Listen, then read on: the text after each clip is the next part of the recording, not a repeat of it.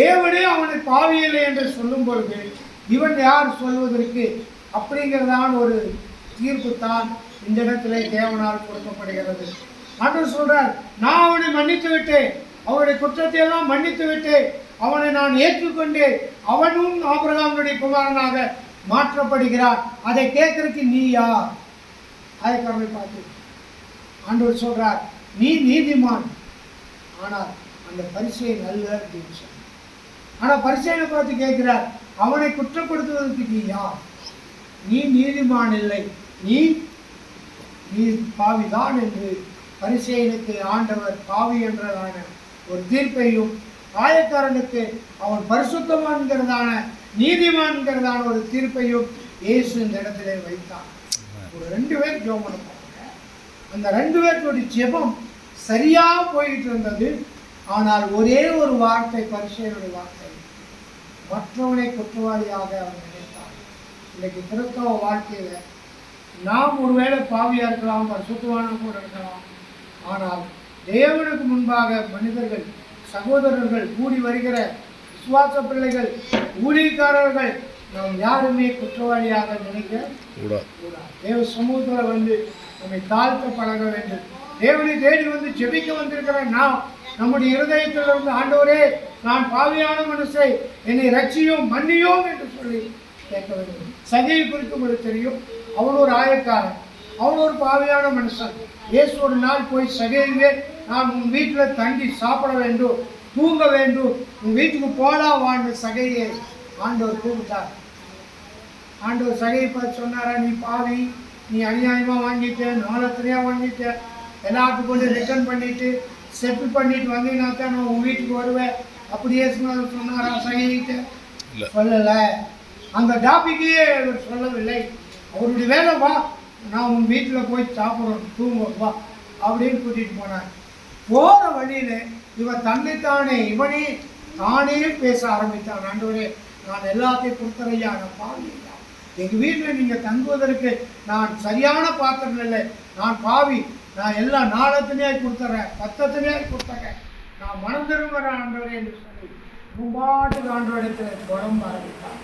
அவன்பாட்டுக்கு ஆண்டவரிடத்தில் வியாகுலப்பட்டு செபிக்க ஆரம்பித்தான். ஆண்டவர் பார்த்தார், இந்த வீட்டுக்கு வச்சு, இந்த வீட்டுக்கு என்ன வந்தது? அதுக்கு முன்னால் அவர் சொல்லலை. சகையுமே சீக்கிரமாக வா, நான் உன் வீட்டுக்கு தங்குவேன். அவர் வாட்டுக்கு போயிட்டு இருந்தார். இவன் பாட்டுக்கு மனம் திரும்பினா, ஒப்பு கொடுத்தா. ஆண்டவர் சொன்னார், இன்றைக்கு சகையின் வீட்டுக்கு என்ன வந்தது? ரட்சிப்பு வந்தது. அவன் பாவம் மன்னிக்கப்பட்டது, அவன் நீதிமானாக்கப்பட்டான், அவன் என்னுடைய பிள்ளையாய் மாற்றப்பட்டான் என்று ஆண்டவர் ஒரு ஸ்டேட்மெண்ட் கொடுத்தார். சகையுக்கு ஆண்டவர் ஆயக்காரனை தன்னிடத்தில் வரவழைக்கிற வருகிறவர்களை புறம்பே தள்ளுவது. உலகத்தில் நாம் எவ்வளவோ இழப்புகளை பார்த்திருக்கலாம், எவ்வளவோ பாவங்களை செய்திருக்கலாம். ஆனால் ஆண்டவரிடத்தில் வந்து தாழ்த்தி ஒப்பு கொடுக்கும்போது நம்முடைய பாவம் எல்லாம் மன்னிக்கப்படும். இயேசு கிறிஸ்துவின் ரத்தம் சகல பாவங்களை நீக்கி நம்மை சுத்திகரிக்க வல்லமையுள்ளது. என்னுடைய நண்பர் ஒருத்தர் இறங்கியது, அவர் என்னுடைய இந்து நண்பர். அந்த நண்பர் மூலமாக தான் நான் இறங்கிக்கு வந்தேன். அவர் நேற்றுக்கு ஒரு வார்த்தை எனக்கு போட்டிருந்தார் வாட்ஸ்அப்பில். எங்கள் அம்மாவுக்கு வந்து செய்வனை வச்சுட்டாங்க, பில்லி சொல்லி வச்சுட்டாங்க, எங்கள் குடும்பமே பில்லி சோழியத்தில் பாதிக்கப்பட்டிருக்கு, நாங்கள் ரொம்ப கஷ்டப்பட்டு இருக்கணும் குரலில் எங்களை போட்டுட்டு. அது வரைக்கும் நான் அவருக்கு இது வரைக்கும் நான் இயேசுவை பற்றி சொல்லவே இல்லை. இது ரைட் டைம் பார்த்துட்டு இருந்தேன். அவர் எனக்கு ரொம்ப வருஷம் நண்பர். அவர் தான் எனக்கு இங்கே இறங்கி கூப்பிட்டு ஒரு சின்ன ப்ரோக்ராம்லாம் வச்சார். அதுக்கு ஒரு பாடு தான் நான் ஊழியக்காரங்களோடு கான்டாக்ட் பண்ணி ஊழியர்களை செய்ய ஆரம்பித்தேன் நான். ஆனால் நான் வந்த வேலை வேறு. அவரை போட்ட அந்த செய்தி நேற்றுக்கு நான் சொல்லுவேன்னு சொல்லி என் மனசில் தோணுச்சு. டக்குன்னு சொல்லிட்டு, இயேசு கிறிஸ்துவின் ரத்தம் உங்கள் பில்லி சூழி கட்டுகள், உங்கள் பாவத்தெல்லாம் மன்னிக்கும், இயேசு கண்டிப்பாக உங்களுக்கு விடுதலை கொடுப்பா, கவலைப்படாதீங்க, நாங்கள் ஜெபிக்கிறோம் அப்படிங்கிற ஒரு வார்த்தை நான் குரல் பதிவு போட்டேன். அவர் இறைவனால் ஆசீர்வாதம் உண்டாச்சுன்னு ஒரு பதிவு போட்டார். எனக்கு ரொம்ப சந்தோஷமாக இருந்துச்சு. அவர் அதை ஏற்றுக்கொண்டார், அதை நம்பினார். நான் சொன்ன அந்த இயேசுவின் ரத்தத்தையும் இயேசு கிறிஸ்துவினால் விடுதலை உண்டாகும், பிள்ளை சூனிய செய்வனை கட்டைகளால் மாறுகிற ஒரு விஷயத்தை ஒரு சுவிசேஷமாக ஒரு வார்த்தையை பதிவு செய்த உடனே அவர் அதை ஏற்றுக்கொண்டார்.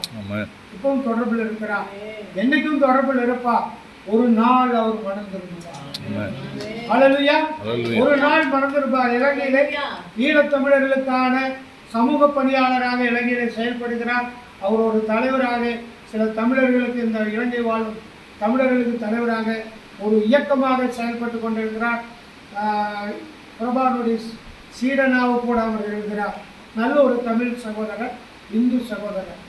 அப்போ இயேசு கிறிஸ்துவின் ரத்தம் பாவங்களை நீக்கக்கூடிய ஒரு வல்லமை உள்ளது என்பதை நாம் என்னைக்கும் மறந்து விடாமல் அந்த சரியான நேரத்தில் அதை பயன்படுத்தும் போது ஆயக்காரர்களாம் ரட்சிப்பை பெறுவார்கள். பாவி என்று அழைக்கப்படுகிற ஆயக்காரர்களாம் ரட்சிப்பை பெறுவார்கள். பரிசேவை குறித்து கவலைப்பட வேண்டாம், அது தேவன் பார்த்து கொள்வார். உலகத்தில் எத்தனையோ ஆயக்காரர்கள் இருக்கிறாங்க, அத்தனை பேரையும் ஆண்டவர் ரட்சிக்க வல்லமையா இருக்கிறார். காணாமல் போன ஒரு ஆட்டை தேடினார், காணாமல் போன ஒரு வெள்ளிக்காசை தேடினார், காணாமல் போன கெட்ட குமாரனை தேடினார். அது பெரிய மகனோ சின்ன மகனோ தெரியாது. ஏதோ ஒரு மகன் காணாமல் போய்விட்டான், தேடினார். ஆண்டவர் தேடுகிறார் ஆயக்காரர்களை. நாம் அதற்கு தகுதியாக ஆண்டவருடைய சமூகத்தில் இன்னைக்கு ஜெபிக்க வந்திருக்கிறோம்னா எவ்விதமான ஜெபத்தை நாம் ஏறெடுக்கிறோம், எவ்விதமான ஜெப வாழ்க்கை வாழ்க்கையில்